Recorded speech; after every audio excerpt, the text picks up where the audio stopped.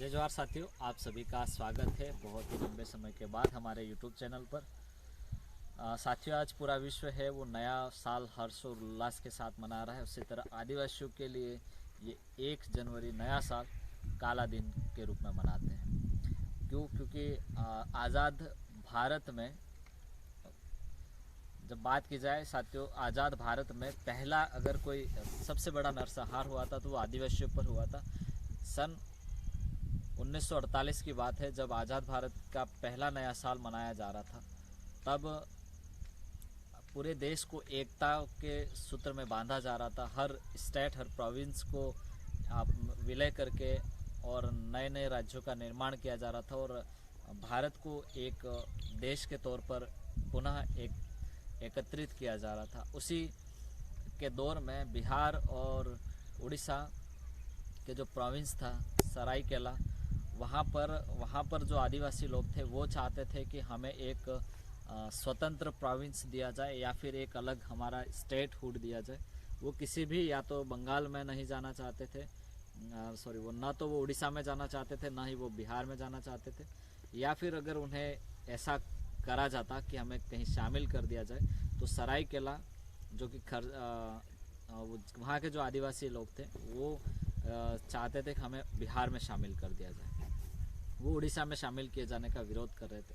तो धीरे धीरे क्या होता है कि 25 दिसंबर 1947 को आदिवासी विचारकों का एक बैठक होता है। वहाँ पर ये तय किया जाता है कि हमें इसके विरोध के लिए एक सभा का आयोजन करना चाहिए।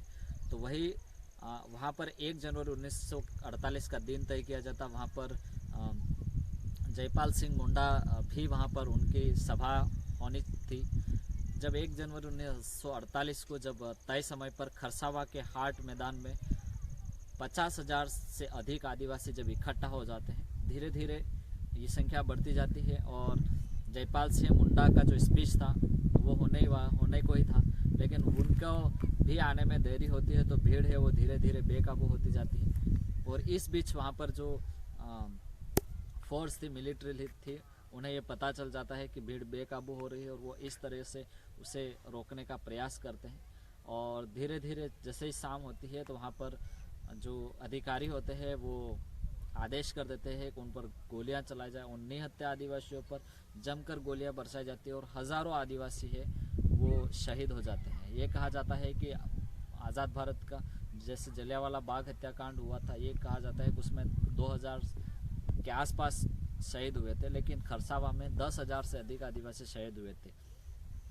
हर तरफ उन मैदान में खून ही खून छा जाता है। कई लोग जान बचाने के लिए उस हाट मैदान में के पास में कुआं था, वहाँ कुएं में कूदकर अपनी जान को बचाने का प्रयास करते हैं, लेकिन उस कुएं में वो कुआं था पूरी लाशों से भर जाता है। फिर अंत में उस कुएं को बंद कर दिया जाता है।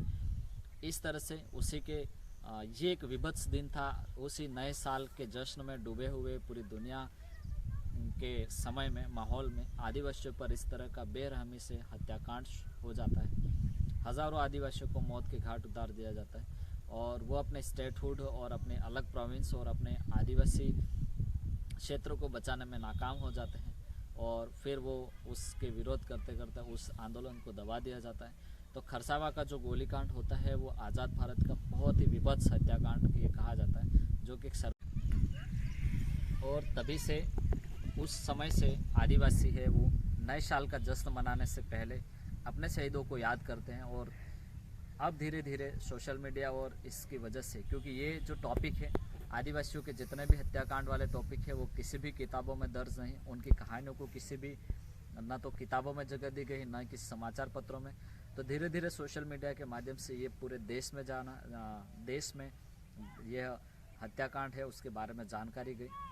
और इसके बाद से आदिवासी नए साल के जश्न और पिकनिक मनाने या उत्साह एंजॉय करने के अलावा, एंजॉय करने से दूर वो अपने आदिवासी पुरखों को याद करते हैं और सरकारी दमन तंत्र का विरोध करते हुए काले दिन के रूप में 1 जनवरी को मनाते हैं। इसी तरह से 2 जनवरी को भी लगातार आदिवासियों पर वही अत्याचार होता है। कलिंगनगर उड़ीसा में इसी तरह का एक आंदोलन हो रहा था, वहाँ पर भी गोलीबारी की जाती है और कई आदिवासियों को मार दिया जाता है।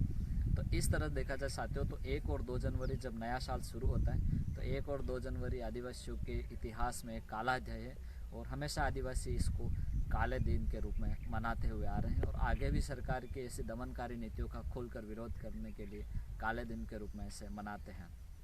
मैं उम्मीद करता हूँ आपको वीडियो बहुत इन्फॉर्मेटिव लगा होगा। वीडियो को लाइक, शेयर और चैनल को सब्सक्राइब कीजिए। बहुत बहुत धन्यवाद। जय जोहार, जय आदिवासी।